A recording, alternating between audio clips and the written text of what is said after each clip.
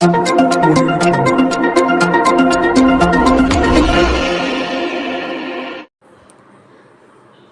શહેર કોંગ્રેસ દ્વારા વિરોધ પ્રદર્શન.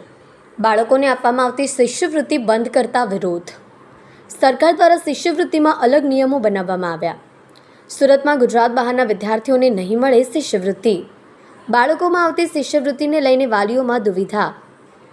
કોંગ્રેસ દ્વારા વિરોધ કરી તમામને શિષ્યવૃત્તિ આપવાનો વિરોધ. સુરત પાલિકાની તમામ શાળા બહાર વિરોધ કરવામાં આવ્યો. જે મારું નામ સુરેશભાઈ સુહાગિયા, પૂર્વ સભ્ય નગર પ્રાથમિક શિક્ષણ સમિતિ સુરત.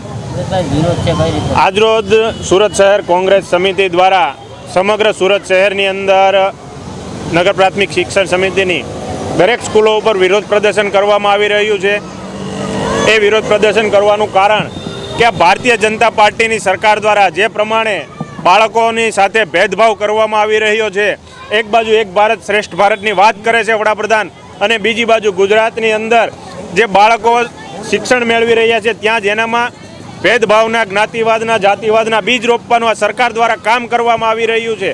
કે જે બાળકોને શિષ્યવૃત્તિ આપવામાં આવતી હતી અત્યાર સુધી સરકાર દ્વારા, એની અંદર આજે સરકાર દ્વારા નવો ફતવો બહાર પાડવામાં આવ્યો છે કે જે બાળક છે, ભણે છે, એનો વાલી જો ગુજરાતી હશે એનું પ્રૂફ આપવામાં આવશે તો જ એને શિષ્યવૃત્તિ આપવામાં આવશે. એટલે આવો જે સરકાર દ્વારા ભેદભાવ કરવામાં આવી રહ્યો છે અને બાળકોને ફક્ત ગુજરાતી હોય એવા બાળકોને શિષ્યવૃત્તિ આપવાનું જે નક્કી કરવામાં આવી રહ્યું છે એની સામે સુરત શહેર કોંગ્રેસ સમિતિ વિરોધ કરે છે. અને કોઈ પણ બાળકની સાથે ભેદભાવ ન હોવો જોઈએ. ભારતનો જે નાગરિક છે એ તમામ એક સમાન હોવો જોઈએ અને તમામને એક સમાન હક મળવો જોઈએ. એ માટે આજરોજ એના હક માટે, બાળકોના હક માટે આજે કોંગ્રેસ સમિતિ મેદાને છે અને એને હક અપાવીને રહેશે.